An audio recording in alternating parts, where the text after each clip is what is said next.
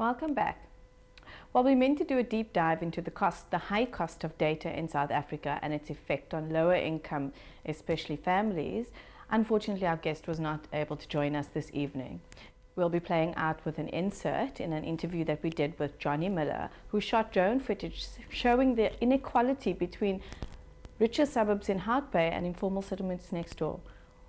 This insert is labeled Unequal Spaces. Let's have a look.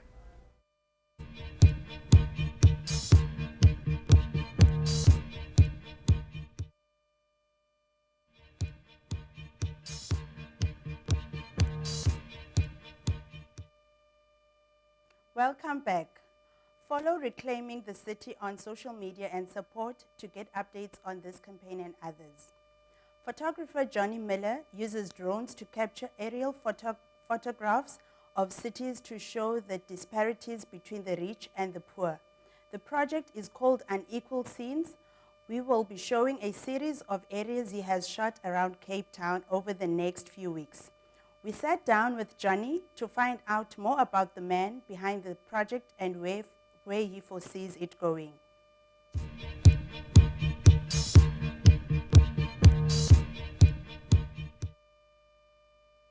Hi, my name is Jonny Miller. I'm a photographer, and I created the Unequal Scenes project. Unequal Scenes is an exploration of inequality through drone footage. So basically what I've done is I've flown a drone above various cities looking at how the architecture of the city lends itself to economic inequality. I started this project because I moved to Cape Town in 2012 and I immediately noticed that the city was very unequal. I noticed that there was a lot of architecture built into the city's fabric that kept people apart from one another. So when I got the drone last year, I decided that it would be interesting, to say the least, to fly above it, because from ground level perspective, it's difficult to see these inequalities. It's difficult to see the separation.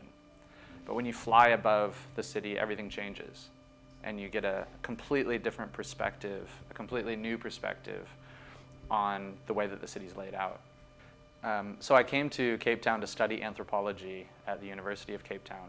So I already had an awareness of cultural issues or social issues, I suppose. But it was really through the African Center for Cities, which is headed up by a guy named Edgar Petersi. And he is amazing. And the African Center for Cities is doing a lot of work on spatial segregation and the apartheid city, or the post-apartheid city in South Africa. So I was inspired to use my academic background mixed with my creative skills as a photographer to try to generate or produce something new about this idea of inequality. I just saw it as this glaring, obvious problem in the way that the city was set up. The part of the hope for Unequal Scenes was that it was going to spur people to talk around the dinner table, to want to go out and meet people who live on the other side of the divide, to break down the fear about what those people look like and where they live and what they do, and try to just get a dialogue going, get a discourse going to hopefully solve these problems.